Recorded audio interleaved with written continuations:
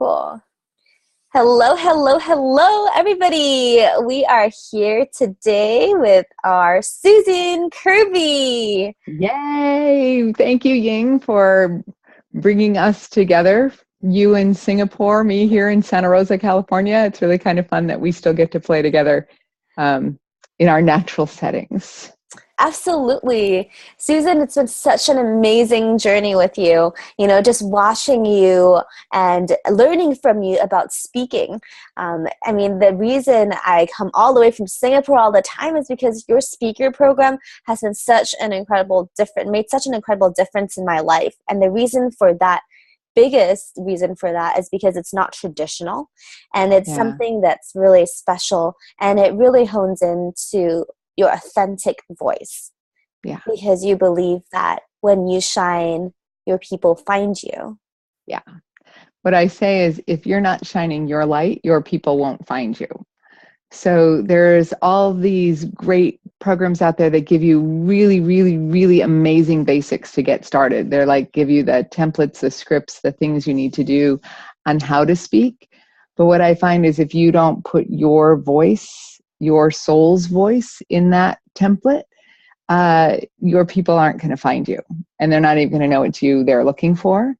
So I have a distinction I call staying within the lines, which is really following the templates, following the things that work. I have a 10-step process that really is the lines of, if you stay in those 10 steps, this will turn out really well for you.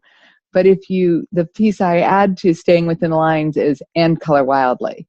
There's so many times we've been coloring wildly and we go all the way outside the lines and we don't know why nobody's listening to us.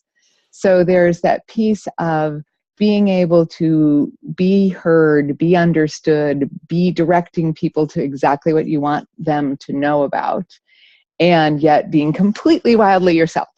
And that's the game that we're playing here. And I think I shake the camera as I do that because I'm like so excited about being wildly excited. And it's worked so incredibly well. I've seen you send 50% of the room just like sitting on the edges of their seats, waiting to work for you, running to back of rooms, because the way that you present everything is just, hey, kitty, it's just so engaging and so authentic. And I know a big pillar behind the communication, as you describe and as you model it for your students, is the way that you work with vulnerability and connection. Yeah. And it's really interesting because it took me, vulnerability was not on my radar. It was pretty much the antithesis of what I wanted. I wanted armor. I wanted protection. I wanted to be invincible. I wanted, you can't get me. I'm strong and big and you can't bother me. And I loved acting in high school. So I always loved being on stage. But what I liked about acting is I wasn't me. And truthfully, in high school, they told me, Susan, we can tell you're acting. I'm like, yes, this is acting class. But they really wanted me to be more vulnerable even in the acting. So I never really made it big in the acting world either, because they didn't really want acting either. And it really wasn't until I was on a spiritual journey that I didn't even know.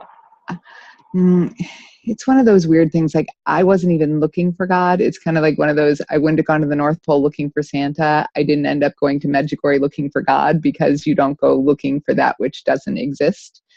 But while I was there, I started to get, there's more to this world than what I see.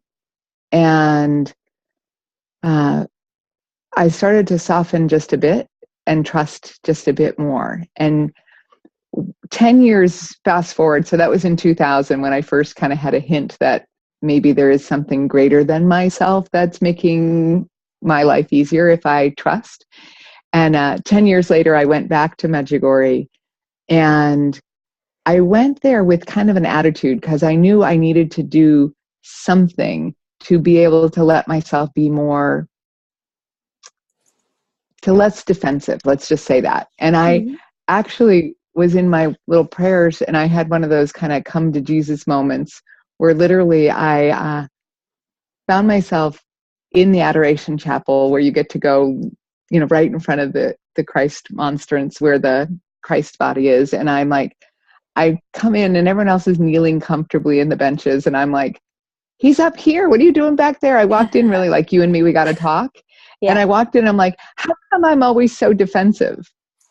And what I heard Uh-huh. as I knelt there was, please don't be your first line of defense.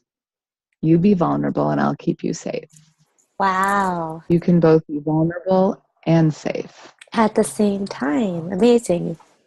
So, Yeah. And I started to cry. And wow. I just was like, oh, and the other piece I heard was being humble and grateful. So it's not just vulnerable, but it's vulnerable, safe, humble, grateful. And I probably heard a lot of other words, but I couldn't process anymore at the time. So that's what I realized. I walked out of there thinking, what miracle am I going to share that I got this time in my 10 years, my repeat journey? And I thought, no, that was pretty good. That was pretty great. And it's really been what I've been sharing with my speakers is that being vulnerable and safe. And it's that piece for me, Ying, of everybody bringing everything you've gone through in your life. Like the other piece about our lives is I don't think anything's been wasted. I Yeah. think everything we've done is on purpose and has been preparing us for this moment in time. And Absolutely. when we bring in our vulnerable moments to our powerful moments and we bring them together, then we're bringing our humanity and our divinity and our invincibility and our vulnerability and all those things coming together is what has people Uh-huh. going, Oops, sorry. I want that. I think I want that. I want to know you more. So I bring vulnerability. And truthfully, that's 6 years ago that I got that message. And little bit at a time, I get a little bit more and more vulnerable. This is vulnerable, just even sharing this story Yeah. I'm like in a thinking about in it. an audience where, I'm not out to have anybody believe what I believe. I'm just sharing who's talking to me. And I just know that there is a greater sense of that we can be ourselves and be protected and be vulnerable. Absolutely. Thank you for sharing. So, if someone were to Yeah. take away one thing from this conversation, what would you tell them? I would tell them you can both be vulnerable and safe and to risk it and just test out a little bit at a time, one little bit at a time. I'm a little more vulnerable today and see how it goes.